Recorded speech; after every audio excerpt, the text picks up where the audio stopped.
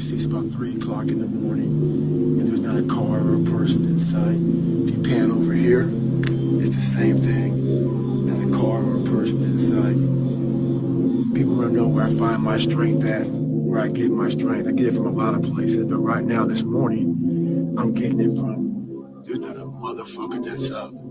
There's not a car, there's not a person. Everybody's in their bed, sleep, dreading that it's a Monday, hate it's a Monday. And I'm loving it. I'm loving it. Where everybody's getting weaker, I'm getting stronger. It's not about the running, the swimming, the push-ups, the sit-ups. It's about what those things do for your mentality. You don't get better on the daggone couch. You get better by coming out here and getting the fuck after it every daggone day. Stay hard.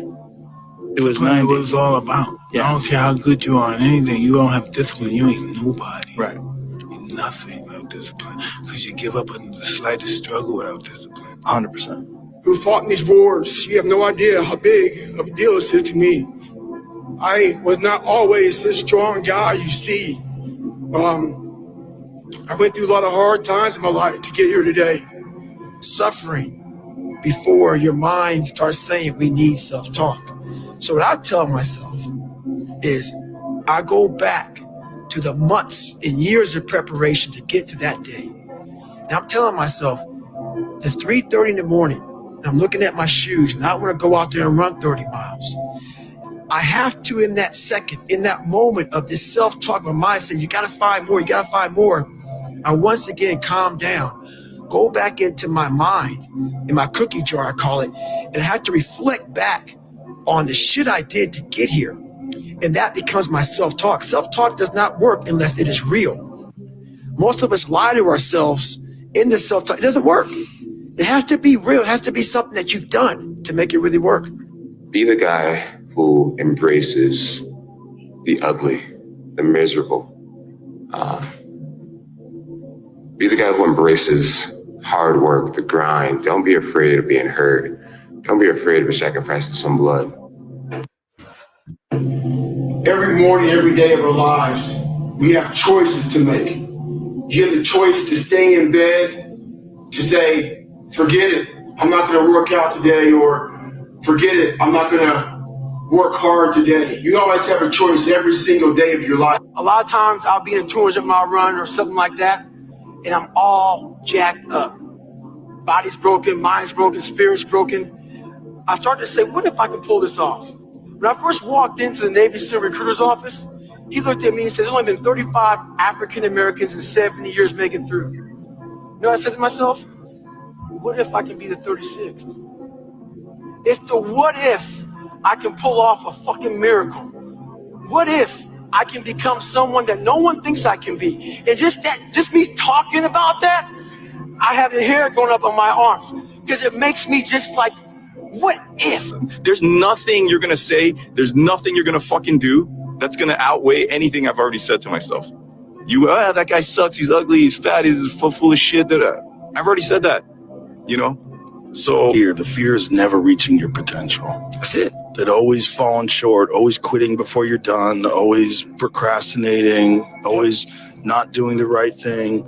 And then one day you're an old man. Yep. And you look back and go, God, I could have been great. Yep. I could have been great. I never forget one time I was running by a graveyard and I was fucking just trying to become, I was fat. And I ran by a graveyard and I looked out there and I have all these epiphanies, man. I have all these fucking moments of it's crazy, man, of this thought. Cause I'm always by myself. I'm always in deep fucking thought about how to be better. And I look out there, I'm like, man, I wonder how many of you motherfuckers in there fucking just are so upset with how you lived your life and fucking just regret how you lived it. And I'm running a 300-pound man thinking, man, don't fucking die like this, bro. Don't die like this. So people wonder where this shit comes from me. It comes from such deep thought of trying to see what this is all about. What is this life all about? What am I all about? Why am I here? You know, I had to find purpose. And my suffering, it had a purpose. It had a fucking purpose. There's also a section of men who just feel alone, like myself, who felt like they have to hold things in, that they shouldn't share their emotions, that they don't lean on people and that they should just carry stuff in and they need to be X, Y, and Z to be like good enough. So there's this like balance of that. And you almost need to learn to, again, like I mentioned, like that, the masculine and the feminine, being able to integrate that. I feel like a real man is confident and comfortable enough to embrace the feminine energy he has in him. If he's emotional, let it out, but also have that masculine side of it. Be like, I'm going to be emotional right now, but I'm still going to go and fuck shit up right now. You know, I'm still going to take charge of what I want with my life. I'm going to work fucking hard and be disciplined, but I'm going to accept that sometimes I'm going to break down. And it's going to be, I'm not saying that women break down, but there's more emotion over there, and allow it to feel it and to ask for help and to lean on people and be able to balance those two and not like yin and yang. I think that's what's missing personally. Right? Like you can be going as fast as possible in the wrong direction, and it actually takes you further away from the destination. This is something that a lot of people, I call it the menopause, which is mid-20s toward late 20s. A lot of guys, it seems like you had yours earlier, realize that a lot of the values that they hold, a lot of the things that previously they took a sense of self-worth from, that the world told them that they should value, they don't make them feel fulfilled anymore. And they go, oh, fuck. Like, I got toward the top of this mountain and I realized that it was the wrong mountain that I climbed, and actually I was supposed to be on that one over there.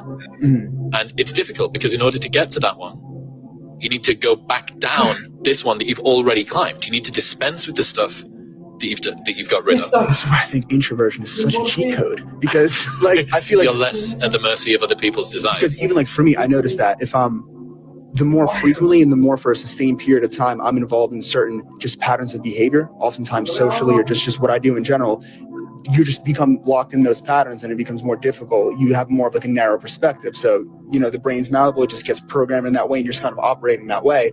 So for me, a lot of like the best insights that I've gotten are like times when I like completely just like fully detached and just enter this weird like meditative just like flow state of just being just so just alone. What I've learned is that most of the sabotage in your life is self-induced. Hear me out.